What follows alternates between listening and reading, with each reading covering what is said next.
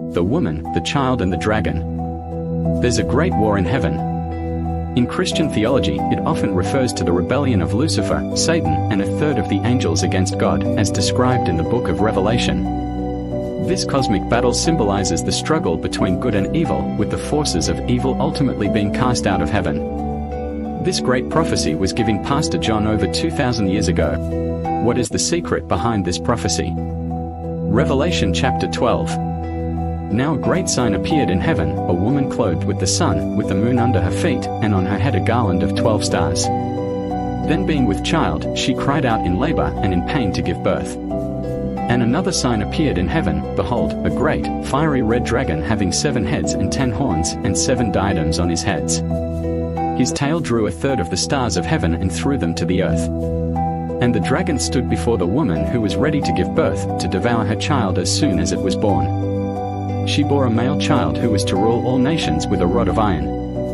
And her child was caught up to God and his throne. Then the woman fled into the wilderness, where she has a place prepared by God, that they should feed her there 1,260 days. And war broke out in heaven. Michael and his angels fought with the dragon, and the dragon and his angels fought.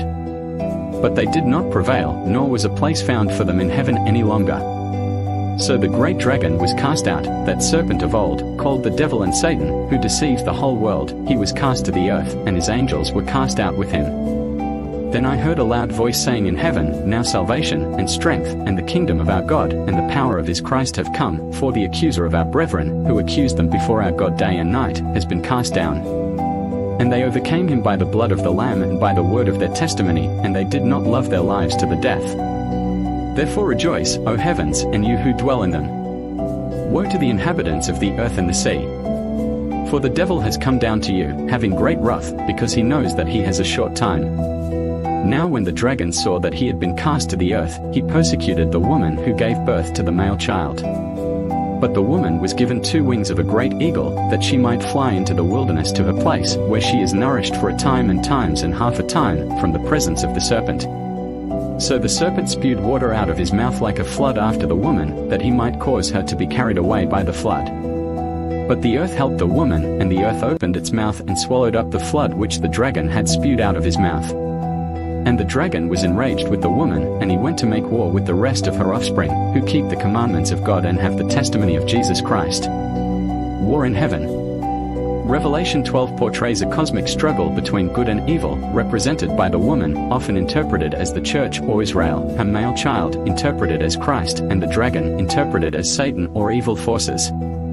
This cosmic battle reflects the ongoing spiritual warfare between God and the forces of darkness. The narrative emphasizes the victory of Christ over evil. Despite the dragon's attempts to devour the child, Christ is caught up to God and his throne, signifying his triumph and ascension. This victory symbolizes the ultimate defeat of evil through the power of Christ's sacrifice and resurrection. The woman is given eagle's wings to flee to a place of safety in the wilderness, where she is protected from the dragon's persecution. This imagery suggests God's provision and protection for his people during times of trial and tribulation, reinforcing the theme of divine care and sovereignty. Revelation 12 also alludes to periods of persecution and tribulation faced by the church throughout history.